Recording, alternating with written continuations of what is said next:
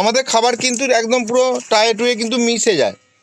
আপনি যখন প্রথমবার করবেন সেক্ষেত্রে কিন্তু একটু সমস্যা হলেও হতে পারে, তাই চেষ্টা করবেন খাবারটাকে যেন সঠিকভাবে সমানভাবে যাতে দেওয়া যায়।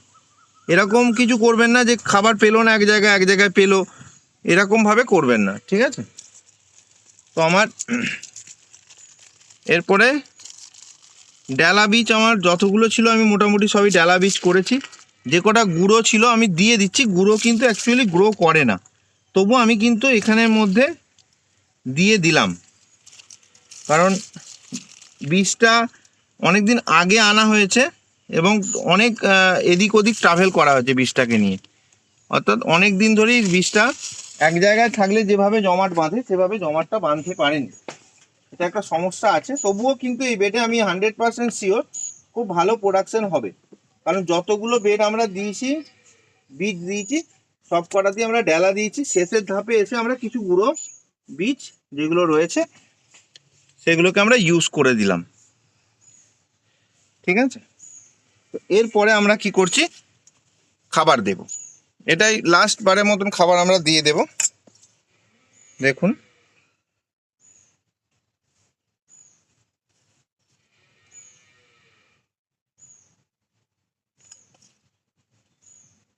ভিডিও কি ক্লিয়ার হয়েছে?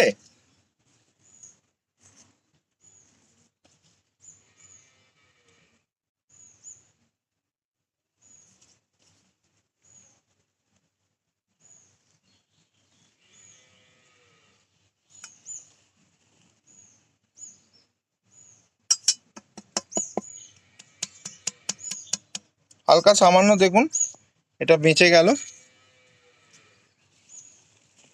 আবার আমরা কি করছি, খড় দিচ্ছি। এটাই লাস্ট ধাপের খড়, ঠিক আছে? এটা একটা 400 গ্রাম বেড থেকে দুটো বেড, 400 গ্রাম বীজ থেকে দুটো বেড আমরা কিভাবে বানালাম। এর পরের যে কাজটা,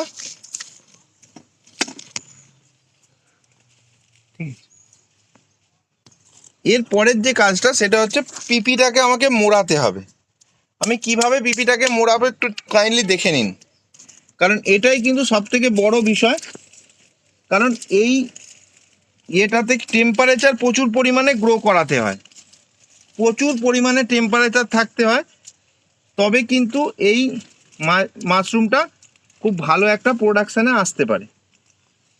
তাই দেখুন, পিপিটাকে খুব ভালো করে, তলাকার পিপিকে আগে খুব সুন্দর করে আপনাকে প্যাকিংটা দিতে হবে, ফুললি এয়ারটাইট হয়ে যাবে, ঠিক আছে? হালকা যেটুকু ছিদ্র থাকবে সেইটুকু ছিদ্র দিয়ে এয়ার পাস করবে, ঠিক আছে? কোনো অসুবিধার কিছু নেই।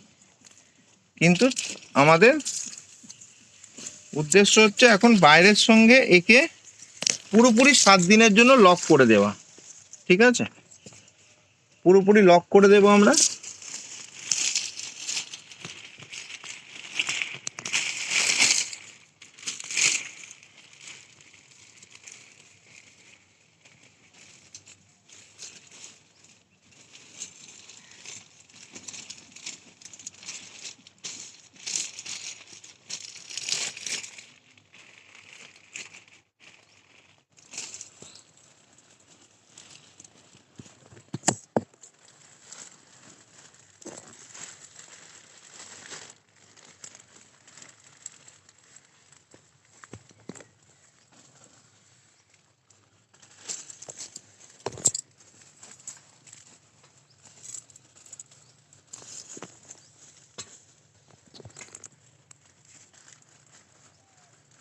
দেখুন, এদিকটা টোটালি মোড়া কমপ্লিট হয়ে গেছে।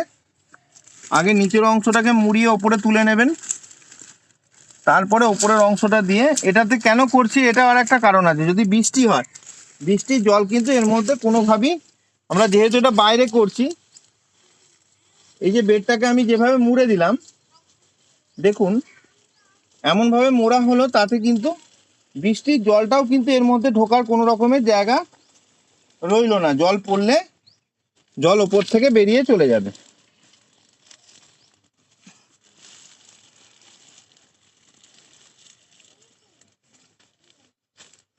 এটা হলো দুটো বেড অলরেডি আমার তৈরি করা কমপ্লিট। ঠিক আছে, দেখুন খুব সুন্দরভাবে আমরা দুটো বেডকে তৈরি করে ফেললাম।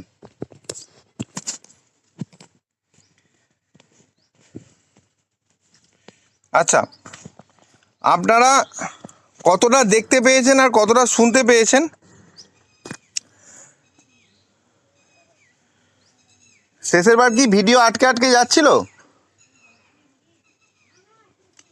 কেউ একটু কনফার্ম করবেন প্লিজ।